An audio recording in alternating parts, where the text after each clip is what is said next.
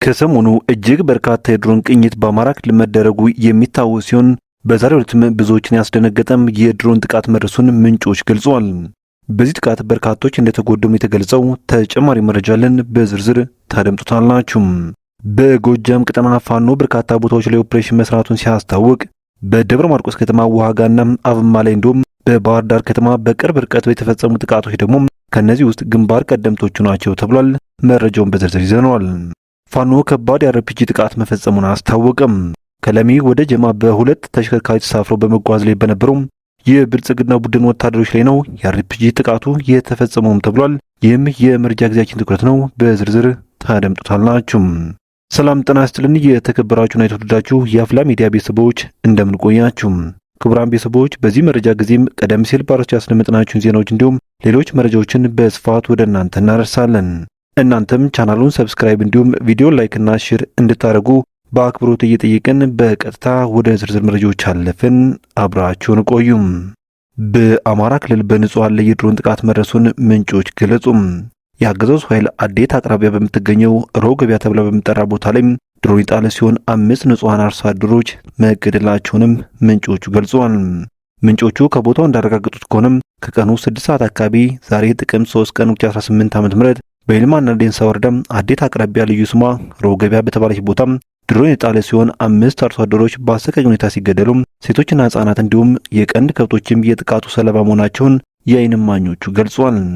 ይህ በእንዲህ እንዳለ የአማራ ፋኖ ብሔራዊ ኃይል ምዕራብ አማራ ቀጠና ቴዎድሮስ እዝ ቀይ ጌታ የፍትሐ ንጉሥ የ6ኛ ክፍለ ጦር ንጉሥ ተክለ ሃይማኖት ብርጌድ የተለመደ ተግባሩን አሁንም አጠናክሮ በመቀጠል መስከረም 2 ቀን 2018 ዓ.ም በደብረ ማርቆስ ከተማ አስተዳደር አብማ ክፍለ ከተማ ቀበሌ 8 ውሃጋን ተብሎ በሚጠራው የሚሊሻ ካምፕ ላይ የንጉሥ ተርቦች ከቀኑ 11 ሰዓት ባደረጉት ድንገተኛ ኦፕሬሽን የባዲን አገልጋዮች ሙትና ቁስለኛም አድርገውታል ሲል ፋኖ ባየ ሽፈራው ወይም ቀኝ ገልጿል።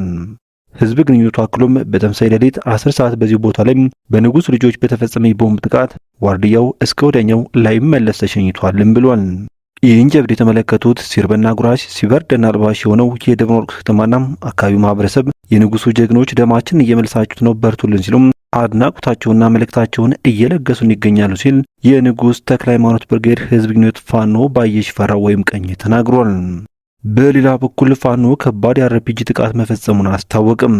ከለሚ ወደ ጀማ በሁለት ተሽከርካሪ ተሳፍረው በመጓዝ ላይ በነበሩም የብልጽግና ቡድን ወታደሮች ላይ የአርፒጂ ጥቃት መፈጸሙ ተሰምቷል። በዚህም በተሽከርካሪዎቹ ላይ ከነበሩት መካከል በርካቶች ሲገደሉ በርካቶችም መቁሰላቸው የገለጹት የመረጃው ምንጮች ከጥቃቱ ከተረፉት ጋር ከባድ የሆነ የጨበጣ ውጊያም መካሄዱንም ጠቁመዋል።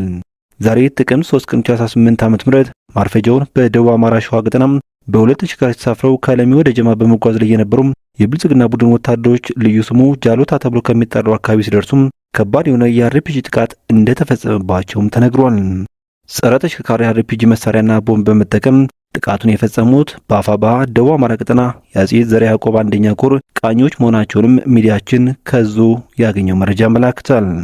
ክቡራን ቤተሰቦች መረጃችን ሲቀጥል የአማራ ፋኖ ብሔራዊ ኃይል ምስራቅ አማራ ቀጠና ሚሊክስ ንጉሥ ሚካኤል አለኮር በዘመቻ ኮማንዶ ደምሰው ከተማም ከፍተኛ የጦር ሜዳ ድል ማስመዝገቡን አስታወቀም። በምዕራብ ወሎ ግንባር ማልሳይንት ወረዳም መስከረም 1 ቀን 2018 ዓ.ም ጀምሮ እስከ ትናንት እኩለ ቀን ድረስ በተደረገው ትንቅንቅ የንጉሥ ሚካኤል አለኮር ሰራዊት የማልሳይንት ወረዳ መቀመጫ የሆነችው ደንሳ ከተማ ውስጥ መግባቱም ተረጋግጧል። ከኮር ሰራዊት መካከል የአማራ ሳይንት መቅደላ ክፍለ ጦር፣ የመብረቅ ክፍለ ጦርና የኢንጂነር ደሳለኝ አሰፋ ክፍለ ጦር የተወሰኑ አህዶች ተውጣጥተው በሰሩት ኦፕሬሽን እስካሁን በደረሰ መረጃ መሰረትም ከ30 በላይ የአገዛዙ ኃይሎች መደምሰሱን ፋኖ ሲያስታውቅ አንድ የአድማ ብተና ሻለቃ መሪና አንድ ሻምበል መሪ እንዲሁም 3 የወረዳ አመራሮችም አብረው እስከ ወዲያኛው ተሸኝተዋል የተባለው ምንጮቹ አክሎም በኦፕሬሽኑ 11 የጠላት ምርኮኛ ተያዘ ያሉ ሲሆን የተደመሰሰው ጠላት ቁጥር ሊጨምር እንደሚችልም ግምታቸውን አስቀምጠዋል። በሚሊክ ዕዝ ምክትል ዘመቻ መሪም ኮሎኔል ፈንታው መኩየም በዙ ምክትል ወታደራዊ አዛዥ ሻለቃ ሀብታሙ ደምሴና በንጉሥ ሚካኤል አለኮር አዛዥ በአርበኛ አብነው ታደሰ እንዲሁም በዙ ወታደራዊ አማካሪ በሻለቃ ክንዱ ሰውነት የተመራው የደንሳ ኦፕሬሽን ያገዛዙ ጦር 4 ከባድ ምሽጎች መሰበራቸው ሲነገር በከተማይቱ ዳር ማለትም በጎራርሽነት በዙሃም በጎጃም በርና በሞያ እንዲሁም ቴክኒክ የነበሩ ምሽጎች ሙሉ በሙሉ ተሰብረዋልም የተባለው በዚህ ትንቅንቅ አገዛዙ ሲጠቀምባቸው የነበሩ ቁሳቁሶችና ሌሎች ንብረቶች በኮሩ ሰራዊት እጅ ገብተው ወደ ፋኖ የጦር ሰፈር የተወሰዱ ሲሆን በኮሎኔል መብሬ የተመራው ያገዛዙ ኃይል ከስከዛሬው በበለጠ አኳኋን ከባድ ሰብአዊ ኪሳራ ጭምር እንደደረሰበት ነው የውስጥ ወታደራዊ ምንጮቹ የገለጹትም።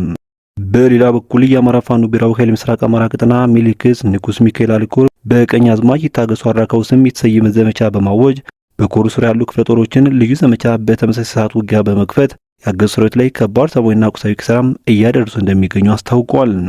አፋባ ሚሊክስ በንጉስ ሚካኤል አልኮር ስር ከመብረቅ ክፍለ ጦር 1 ሻለቃም፣ ከአማራ ሳይንት መቅደላ ክፍለ ጦር 4 ሻለቃም፣ ከታቦር ተራራ ብርጌድ 1 ሻለቃና ከኢንጂነር ደሳለኛ አሰፋ ክፍለ ጦር 1 ሻለቃ የተወጣጣ ጥምር ኃይል በተመሳሳይ ሰዓት ያገዛዙ ሰራዊት ላይ ዘመቻ ቀኛዝማች ይታገሱ አራጋው በሚል አዲስ አዋጅ በማወጅ ድል እያስመዘገበ መሆኑን ፋኖ አስታውቋል።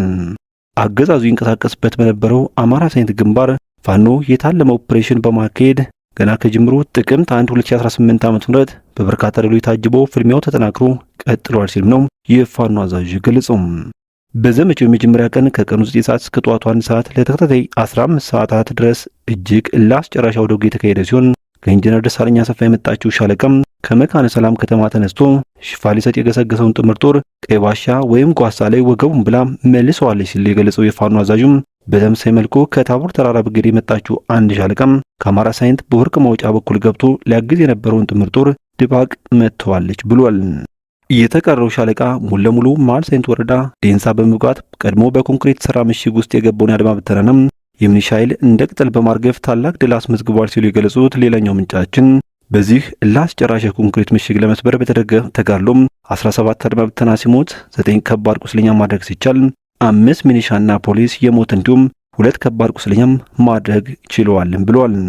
በዚህ የኮንክሪት ምሽግ ሰበራ ተጋድሎም በፋኖ በኩል 2 ቀላል ቁስለኛና 1 የፋኖ አባል መስዋዕትነትን ከፍለዋልም የተባለው። በሌላ መረጃችን የአገዛዙ ሰራዊት በአፋባ የደረሰበትን ጥቃት መቋቋም ሲያቅተው በፋኖ አሰላለፍና መጠነኛ ውጊያ ብቻ ከመደምሰስ ለመዳን የወረዳ ከተሞችን ጥሎ መፈርጠጥ ጀምሯል ሲል አርበኛም አማረ ታዘዘ ገለጸ። ከሰሞኑ ዘመቻ አደማሊ ወይም አባነደው በሚሊክስ ከፍተኛ ውርደት የተከናነበው የአገዛዙ ሰራዊት ባሳምነው እዝ ተጨማሪ ውርደት ተከናንቦ ከተሞችን ለቆ እየወጣ ነው ሲል የገለጸው አርበኛው ደቡብ አማራ ቀጠና አሳምነው እዝ አጼ ዘርዓ ያዕቆብ 1ኛ ኮር በሸዋ ቀጠና በተደጋጋሚ በብልጽግና መራሹ የጥፋት ቡድን ላይ በወሰደው የደፈጣና የመደበኛ ውጊያ ክፉኛ የተመታው ያገዛዙ ሰራዊት በፍርሃት ቆፈን ተውጦ የግሸ ራቤል ወረዳም ዋና መቀመጫም ራቤል ከተማን ለቆ ወጥቷልም ብሏል። የአገዛዙ ቡድን ከራቤል ከተማ ሲወጣ ለአማራ ሕዝብ ያለውን ጥላቻ በሚያሳይ መልኩም በርካታ የማህበራዊ ተቋማትና የፋይናንስ ተቋማትን ዘርፎና ወድሞ የሄደ ሲሆን በተለይም ባንኮችና የጤና ተቋም ንብረት በሚዘገን ሁኔታም ዘርፎ ወጥቷልም የተባሉ ባሳምነው ጽጌ መንፈስ ልጆች ከበውስጥ የነበረችውን የራቤል ከተማ ለቆ የወጣው ያገዛዙ ቡድን በጀነራል አባው ታደሰ ከመደምሰስ ለቀው ውጣ በሚል ቀጥተኛ ትዕዛዝ እንደሆነም ከቦታው ያሉ ወታደራዊ ምንጮቹ ገልጸዋል። ቡድኑ የግሸ ራቤል ወረዳ ዋና ከተማ ራቤል ለቆ እንደወጣም የአፋባ ደቡብ አማራ ቀጠና አሳምነው እዝ አጼ ዘርዓ ያዕቆብ 1ኛ ኮር የብሩክ የደምሴ ክፍለ ጦር ከተማዋን ተቆጣጥሮ ከማህበረሰቡ ጋር ውይይት እያደረገ እንደሚገኝ መረጃውን ያደርሰን አርበኛም አማረ ታዘዘም የአፋባ ደቡብ አማራ ቀጠና አሳምነው እዝ አጼ ዘርዓ ያዕቆብ 1ኛ ኮር ህዝብ ግንኙነት ኃላፊ ነው። የተከበራችሁ ቤተሰቦች ከአፍላ ሚዲያ ለሰዓቱ የነበሩን መረጃዎች እነኚህን ይመስሉ ነበር። በቀጣይ በሌሎች ዜናዎች እንዲሁም ጥቆማዎች እስከምንገናኝ በያላችሁበት የዓለም ጫፍ በሰላም ቆዩኝ።